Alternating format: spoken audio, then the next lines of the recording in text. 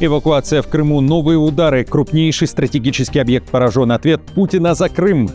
Захват территории, народ пошел против семьи президента, силовики разгоняют людей, восстание началось. Китай напал на Россию, Дальний Восток под рукой Пекина, резонансное заявление. Переброска войск, Польша, Литва и Франция направили колонны техники к Беларуси. Ушел, вернут. Минобороны обратилась к военным, самовольно оставившим части. Чего хотят? Падение самолета с военными на борту, удар РФ по Бундестагу, Берлин бьет тревогу. Операция «Пушкин», как грузины воровали книги и близость после согласия. Новые правила в Германии. Об этом и не только, досмотрите. Друзья, всем привет, это «Время прядку», коротко, четко и по делу о том, о чем говорят в мире. 14 июня на календаре, спасибо вам за поддержку, и я начинаю. Виктор Орбан снова на коне и снова во главе крупнейшей политсилы, которая нынче находится в оппозиции – Фидес. Несмотря на фиаско Орбана на парламентских выборах, этой весной делегаты партсъезда единогласно переизбрали его председателем еще на 1 год. Оппонентов у Орбана не было, он был единственным кандидатом. Как пишут СМИ, экс-премьер Венгрии руководит Фидес почти без перерыва с 1993 года. Сам политик заявил, что после поражения в апреле считал честью уйти в отставку, но полностью уходить из политики не собирается. Он подчеркнул, что он намерен передать партию молодому поколению с перспективой будущих побед, а сам, как утверждает, не стремится ни к деньгам, ни к международному признанию, только к служению стране. Орбан назвал Фидес фантастической правящей партией, но признал, после 16 лет у власти ей предстоит перестройка, чтобы адаптироваться к роли оппозиции и снова стать готовой к управлению страной. И я считаю делом чести передать Фидес молодым, как упорядоченную, модернизированную и способную к победе партию. И эту работу я выполню. Вы меня знаете, вы давно меня знаете, я не предаю, а вы со мной не играете в кота в мешке. Возвращение в ряды ВСУ. Украинские военные, самовольно покинувшие воинские части, смогут легально и безнаказанно вернуться на службу через приложение «Армия+». Об этом заявил глава Минобороны Федоров. По его словам, военнослужащие ВСУ, Нацгвардии и Госспецслужбы транспорта, ушедшие в самоволку до 12 июня этого года, смогут самостоятельно выбрать новое место службы. Список частей министр не уточнил, однако сказал, что это самые эффективные подразделения сил обороны. Запуск нового сервиса ожидается уже в ближайшие дни. Цифровая услуга будет действовать до 20 сентября 2026 года. Наша задача – дать мотивированным людям возможность вернуться на службу без лишней бюрократии и применить свой опыт там, где он будет наиболее полезен – обороне страны. Никакого оружия. Киев резко ответил Вашингтону. В МИД Украины назвали безосновательными заявления главы нацразведки США Тулси Габбард. Последняя, напомню, решила подать в отставку и сообщила, что ее офис рассекретил данные о финансировании штатами большой сети из 120 биолабораторий по всему миру. 40 лабораторий, по заявлению разведки США, находятся в Украине. Украина строго выполняет все обязательства по Конвенции о запрещении биологического оружия и никогда не занималась разработкой, производством или накоплением биологического оружия, говорится в публикации Министерства иностранных дел Украины в ответ на рассекреченные материалы. В ведомстве заявили, что Россия уже много лет раскручивает эту тему, далее цитата, в своей пропаганде, хотя ее обвинения неоднократно опровергались на международном уровне, пишет украинский МИД. В Киеве же работают только обычные диагностические, научные и референс-лаборатории, работающие по международным стандартам и не имеющие никакого отношения к военным целям, говорится в ответной публикации МИД. Позже об этом написал и украинский Минздрав. Цитирую. Министерство здравоохранения Украины подчеркивает, что наличие в лабораториях образцов патогенов не является чем-то исключительным или необычным. Такие образцы используются во всем мире для диагностики, эпидемиологического надзора, научных исследований и реагирования на вспышки инфекционных заболеваний. Польша, Франция и Литва направляют войска к границе Беларуси. Техника и военные отправляются к той точке, которая также считается потенциальным местом для войны между Россией и НАТО. С 16 по 26 июня в районе стратегически важного Сувалского коридора пройдут международные военные учения «Отважный кабан». Например, литовские военные уже начали переброску личного состава и техники в направлении Сувалок прямо к одному из самых чувствительных участков восточного фланга НАТО. Согласно официальному сообщению, вместе с подразделениями Литвы в учениях примут участие военнослужащие Польши и Франции. Главная цель – отработка совместных военных операций, координация действий союзников и повышение готовности к быстрому реагированию в этом стратегическом районе. Жители Литвы уже предупредили о масштабном движении военной техники, колонны начали движение накануне. Похороны лидера страны. Спустя почти 4 месяца после ликвидации верховного лидера Ирана аятоллы Али Хаменеи, Тегеран официально объявил дату похорон покойного лидера. Накануне государственные СМИ страны опубликовали детальный график прощальных и похоронных церемоний Хаменеи. Вместе с иранским руководителем будут погребены его супруга, невестка, зять и внучка, которые также погибли 28 февраля во время авиаударов США и Израиля по резиденции Хаменеи. Сообщается, что церемония прощания пройдет 4-6 июля в Тегеране, а 7 июля иранцы смогут попрощаться с покойным в городе Кум. Непосредственно похороны запланированы уже на 9 июля.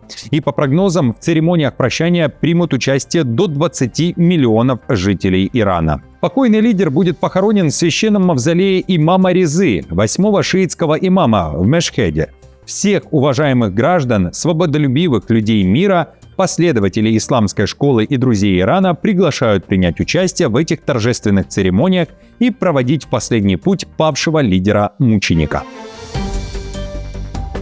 Украина продолжает бить по Крыму. Операция по изоляции полуострова от России, о которой Киев официально заявил совсем недавно, продолжается, заявляет украинская сторона. Командование сил беспилотных систем Украины отчиталось об ударе по стратегическому объекту и эвакуации, которая началась после того, как был поражен завод «Крымский Титан» в Армянске. Производство было остановлено, а на объекте вспыхнул пожар. Командующий силами беспилотных систем Украины Роберт Мадяр-Бровди анонсирует дальнейшие удары по полуострову. Послушайте. Крупнейший в Восточной Европе завод-гигант в населенном пункте Армянск, который сейчас принадлежит русскому «Титану», отжатый, как и все остальное во время оккупации Крыма, производит диоксид титана, работает на военно-промышленный комплекс агрессора днем и ночью, отравляя окрестности серной вонью. Производит базовое сырье для изготовления порохов, ракетного топлива и взрывчатки. Отмечу, что украинские военные, а также представители Минобороны Украины на этой неделе активно обращаются к россиянам и украинцам, которые остаются на неподконтрольных Киеву территориях. Главный посыл – выезжайте и эвакуируйтесь. Вот, например, Сергей Стерненко, который недавно стал советником министра обороны Федорова, равно как и сам Федоров, также говорят о необходимости в эвакуации. Послушайте. По возможности надо эвакуироваться, если такая возможность есть, потому что у россиян будут большие проблемы. Логистики у них не будет. В Крыму проблемы будут еще больше. Крым превратится в остров. Это будет самое тяжелое лето для нашего противника. В российских и украинских пабликах при этом кипит обсуждение. Речь об ответе Путина за Крым. Москва аккуратно комментирует события, заявляя, что любые удары ВСУ Россию не остановят. В пятницу и в субботу, 12 и 13 июня, Путин заявлял, что войска идут вперед и готовы бить по инфраструктуре Украины в ответ. Знаю, что трудиться приходится в очень напряженной, непростой, а порой и опасной боевой обстановке, в линии боевого соприкосновения в условиях беспилотных атак и обстрелов. Наши войска удерживают стратегическое преимущество, уверенно идут вперед, и никакие обстрелы и беспилотные удары эту ситуацию уже не поменяют. Движение идет по всем направлениям. Противник не может сдержать этот натиск и переходит к откровенно террористическим методам. Китай напал на Россию. Американское издание The Hill выпустило статью с резонансным выводом. Пекину уже не нужны танки и ракеты, чтобы усиливать влияние на РФ. По мнению автора, российский Дальний Восток стремительно попадает в экономическую зависимость от Китая. Население сокращается, инвестиции отстают от центральных регионов, а доля Китая во внешнеэкономических связях отдельных субъектов уже приближается к половине всего оборота. В статье утверждается, что в некоторых районах Сибири и Дальнего Востока местные жители и чиновники все чаще смотрят не на Москву, а на Пекин в поисках решений своих проблем. В Якутии доля Китая во внешнеэкономическом сотрудничестве выросла с 20,5% до более чем 45% всего за несколько лет, а китайский язык все активнее изучают в школах. В The Hill считают, что война против Украины не усилила позиции России, а наоборот, сделала ее еще более зависимой от Пекина. Автор резюмирует: если эта тенденция сохранится, то Путина могут запомнить не как собирателя земель, а как человека, который отдал значительную часть стратегической самостоятельности России Китаю. Далее цитата. Москва все чаще перестраивает части российского Дальнего Востока под экономические нужды Китая, и инфраструктура, логические коридоры и правила инвестиций адаптируются для привлечения китайского капитала по мере того, как Россия все больше изолируется от западных рынков. Китаю не нужно формально аннексировать российскую территорию, чтобы доминировать над ней. Экономическая зависимость, финансовые рычаги и региональная интеграция могут добиться того, чего когда-то искали военным завоеванием. Отношения Китая и России не носят колониальный характер. Об этом Путин заявил буквально неделю назад на Петербургском экономическом форуме. Тогда он говорил, что отношения Пекина и Москвы равноправны, и Россия не является младшим партнером или вассалом Китая. Удар России по Берлину и Бундестагу в частности. Германия готовится к войне дронов. Глава МВД Александр Добринт бьет тревогу. Он считает, что Бундестаг может стать целью беспилотной атаки, а поэтому силовики требуют усилить защиту. После серии загадочных полетов над военными объектами власти требуют создать круглосуточный щит против БПЛА вокруг ключевых госучреждений. Издание Евроньюз при этом пишет, что в Германии не забывают и об опыте, который недавно получили страны Балтии с залетом дронов. Тогда чиновникам пришлось прятаться в укрытиях. При этом немецкие спецслужбы не исключают, что за частью нарушений и полетами БПЛА над военными и инфраструктурными объектами в Германии могут стоять иностранные разведки. В ответ в Берлине обсуждают создание сплошной системы обнаружения и противодействия беспилотникам. Речь о сети из 62 радиодатчиков. Но пока остается открытым вопрос, как именно в критической ситуации будут останавливать подозрительные дроны. Помимо того, что немцы готовы открыть огонь на поражение, обсуждается и применение специальных перехватывающих дронов, которые могли бы выводить другие беспилотники из строя с помощью сетей. Защита конституционных органов приобретает особое значение на фоне абстрактной, но существующей угрозы, пишет Добринт. Увеличившееся число замеченных в последние месяцы беспилотников сделало службы безопасности еще более настороженными. Военно-транспортный самолет распался на части. Жертвами авиакрушения стали 5 военнослужащих. Трагедия произошла накануне на авиабазе Джорхат в Индии, когда самолет Ан-32 индийских ВВС заходил на посадку. Военно-воздушные силы страны опубликовали фотографии погибших военных. Они были членами экипажа, однако по данным AFP, второму пилоту удалось выжить. Катастрофа произошла во время планового полета, сообщили ВВС Индии. В сеть попали фото и видео с места крушения. В Индии создали уже спецкомиссию для выяснения причин этой авиакатастрофы. И, как пишут СМИ, Ан-32 был разработан Киевским конструкторским бюро «Антонов» по заказу Индии в 1970-х годах. Всего было выпущено 358 таких машин, из которых 118 в свое время были переданы Индии.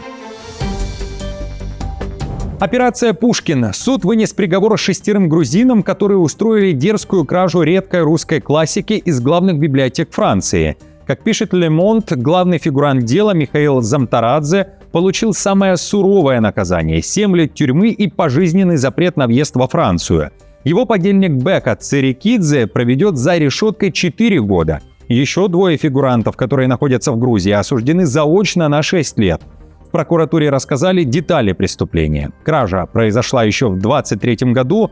Тогда грузины вынесли из 3 библиотек, одна из них Нацбиблиотека Франции, 6 прижизненных изданий Пушкина, 2 тома Лермонтова и 1 издание Баратынского. По данным следствия, нанесенный ущерб составил 770 тысяч евро.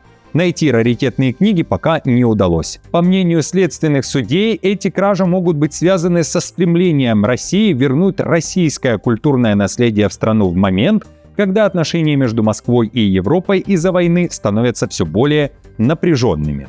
Похитители приходили в библиотеки под видом читателей, чтобы изучать редкие и ценные книги. На месте они фотографировали издания и снимали их размеры, а затем возвращались позже и подменяли оригиналы высококачественными копиями.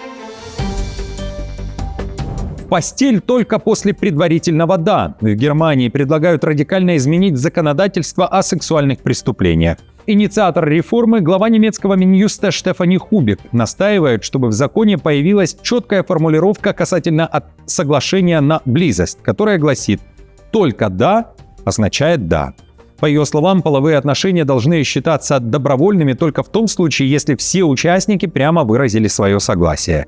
Сейчас в Германии действует принцип «нет» означает «нет», введенный в 2016 году. Половой акт становится преступлением, если человек выразил несогласие. В правительстве уже существует консенсус по введению принципа «да» означает «да» для несовершеннолетних, и теперь Хубик предлагает распространить его на все уголовное право. По ее словам, это обеспечит большую защиту жертв насилия и создаст четкие правила. Захват территорий, революция, народ пошел против силовиков и членов семьи президента. Сотни протестующих снесли металлические заборы и колючую проволоку вокруг стройплощадки элитного курорта на Адриатическом побережье Албании.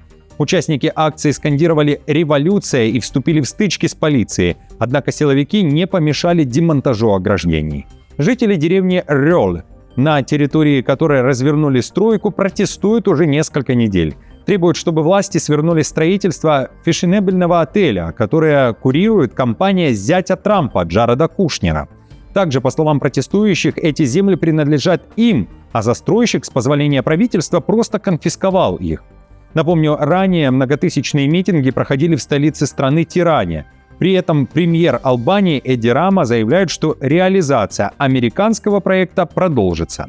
Район, где ведется стройка, славится фламинго и местами гнездования черепах, поэтому протесты называют «революцией фламинго». Вы сами видите, что происходит. Всех этих людей не остановить. Этот протест длится уже 4 месяца, и протесты не прекратятся, пока жителям деревни Рёл не выплатят компенсацию. Нас 200 семей, чья земля была конфискована. Друзья, на этом все. Спасибо вам большое за поддержку. Как всегда напомню, мне будет приятно, если оставите свой лайк, комментарий, сделаете репост и подпишитесь. До встречи уже завтра.